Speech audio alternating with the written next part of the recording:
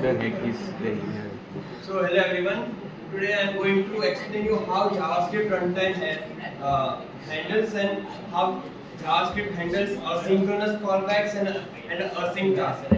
So what the heck is event loop anyways? Right? We will go into it. We will deep dive into it. So how does even JavaScript work? As we all know, JavaScript is a single-threaded, non-blocking, asynchronous concurrent language, right? What is single-threaded? It executes the call one by one, line by line code. It is a non-blocking, but how it is a single-threaded one side and one side it is non-blocking. How is that possible? We'll go through it. So what does JavaScript tell to us? So imagine I am a JavaScript. I will tell I have a call stack. I have an event loop. I have a callback queue. I have some other APIs and stuff. Right? There is a JavaScript and there is a V8 engine, JavaScript runtime engine, which runs the JavaScript. Right?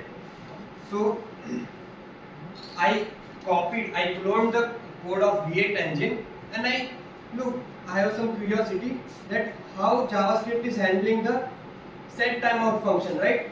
It should have the keyword in the V8 engine code base. I searched it.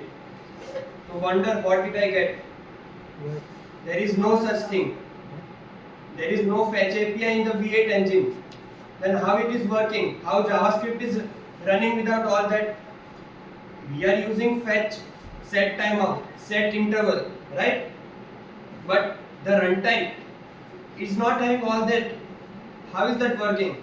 So I am a V8. Imagine I am a V8. I do have a call stack. I do have an event loop and a callback queue and some other APIs and stuff. Do I have that APIs and stuff? The fetch API, set interval? No. We will go through it. I just have a stack. I have a heap. What the heck are all the other things?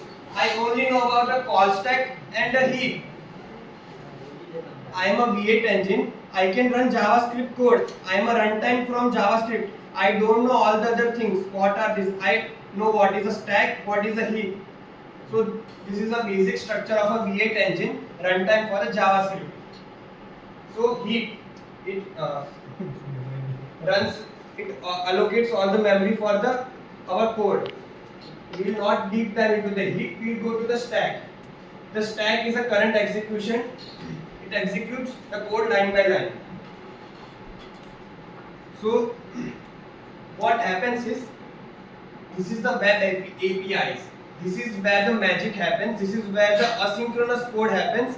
This is where our single-threaded JavaScript app, JavaScript code is able to run asynchronous requests. So let's do what's next. So what's the call stack?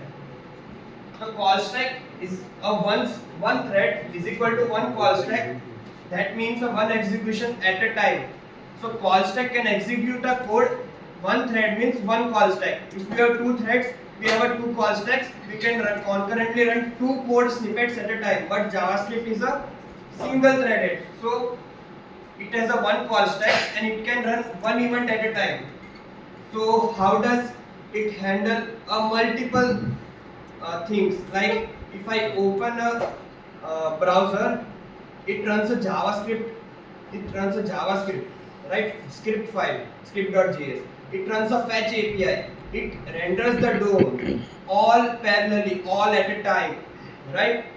So how is that happening? It should be blocking, right? JavaScript is a single threaded. It should be blocking. It should first render the DOM, then a script, then all that line by line. But that is not the case. So what is blocking? Blocking, there is no single way for blocking. What happens when things are slow? Blocking means the call stack executes code line by line. Say I have a console.log hi. It prints that. Then next I have a fetch request. That is a blocking. It is a slow request, right? That is a blocking. The network request, the file input output, it would take some time. So that is a blocking. So let's go through the call stack, right? I have some asynchronous AJAX, some requests going on. These are, so what would happen? It would execute code line by line. This is a main file. So call stack would take the main file, then line by line. This is the first line. It would go into the call stack. What's next? Loading, loading, loading. The network request goes, and we will wait here. As a JavaScript is a single threaded one stack, we would wait until we get the request done. It would wait. What's next? If this is the case, if JavaScript runs like this, we would be waiting, then we would not be able to run our websites, right? Why is this a problem? Because browsers, we need to run concurrent multiple steps at a time. We need to render DOM, we need to fetch multiple APIs, we need to render our DOM, right? So what's the solution? The solution is asynchronous callbacks.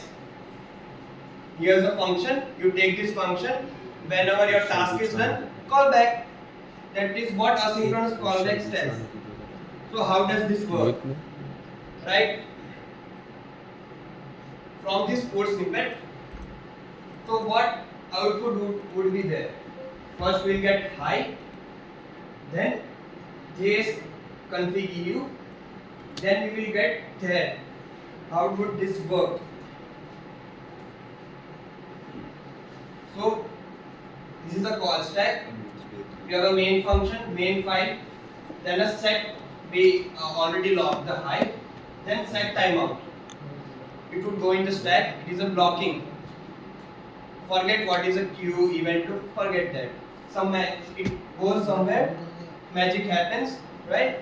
And next, the JS EU would be printed. And after some time, after 5 seconds, this callback function would fire, and after this we would get first hi, then this, then we would get there. So I was partially wrong to you about what that JavaScript is a single threaded, but it can run multiple asynchronous tasks in the back with the help of event loop. So let's explore what's the event loop, concurrency and the event loop. One thing at a time, except not really. So let's deep dive into this. This is our JavaScript runtime, V8 engine. These are all our web APIs, DOM, AJAX, set timeout. This is an event loop. This is basically what our Node.js event does. This is a JavaScript runtime event loop architecture. If you make this even a Node.js architecture, replace this browser web APIs to the C++ operating system APIs, right?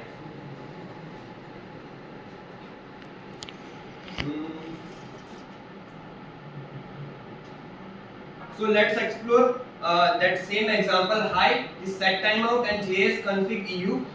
Then how, with respect to event loop, this happens.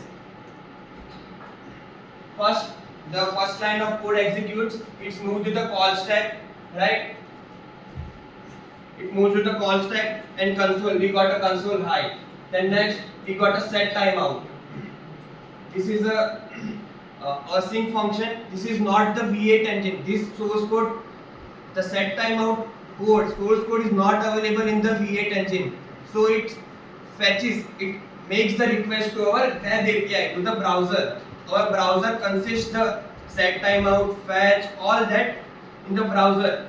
Browser API provides that, not the JavaScript runtime.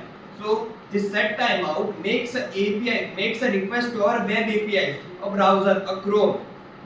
So this stack moves this to the web browser. So browser processes it. Browser runs a timer internally, not a V8 engine, not a JavaScript runtime. Browser runs this timer and the stack is empty. What next? Next line is console.log jsconfig you will run and console it. You can see here we can console. We will console it. Then after 5-second intervals, the set timer function we have provided a callback function. This callback function will be moved to the event loop. The web browser can't access our code. It is just a API infrastructure. The browser, it can't access our code. It can't directly it can't directly run this callback function. So what it will do is, the web browser, after processing that request, it would send the callback function to the event loop, to the task queue. It is a queue. Once the callback functions arrives at the queue, the stack would see what is there any task I can do? Is there any task I can do? It will be constantly polling. If it is empty, no problem. Stack is empty, it would take what's the first thing? It would take the callback function. What's the callback function? This is the callback function.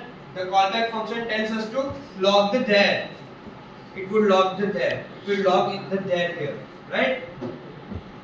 This is how a callback function works with respect to the event loop and this. Now let's deep dive further.